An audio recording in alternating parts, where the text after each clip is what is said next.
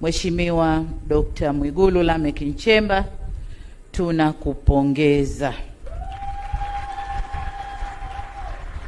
Tupo hapa viongozi wote wa taifa hili kutoka pande zote mbili za muungano, waliopo madarakani na wastaafu. Wote tumekuja kukushuhudia ukilibeba jukumu kubwa la kuwa kiongozi wa shughuli za serikali, la kuwa waziri mkuu wa Jamhuri ya Muungano wa Tanzania. Dr. Mwigulu, uteuzi wako umepitia ushindani mkubwa, na katika vigezo kadhaa umeibuka kuwa na sifa nyingi kidogo kuliko wengine ulioshindana nao,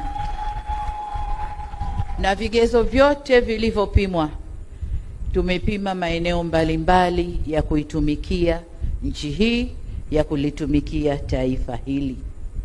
Kubwa zaidi ni wa kutumikia wananchi wa Jamhuri ya Muungano wa Tanzania. Narudia, wa Jamhuri ya Muungano wa Tanzania. Kazi zako na maelekezo yote yamo kwenye katiba, lakini nimekukabidhi vitabu vinavyoeleza majukumu yako na mambo yote ambayo unatakiwa kuyaangalia. Umepokea kijiti kutoka kwa Waziri Mkuu mstaafu ndugu yetu Mheshimiwa Kassim Majaliwa, ambaye amefanya kazi nzuri kufanikisha tunayotamba nayo leo. Tukitamba na ujenzi wa mashule, tukitamba na vituo vya afya, mahospitali ya kanda ya rufaa, kila tunachotamba nacho leo, yeye alikuwa nyuma yangu kuhakikisha yanakwenda vizuri.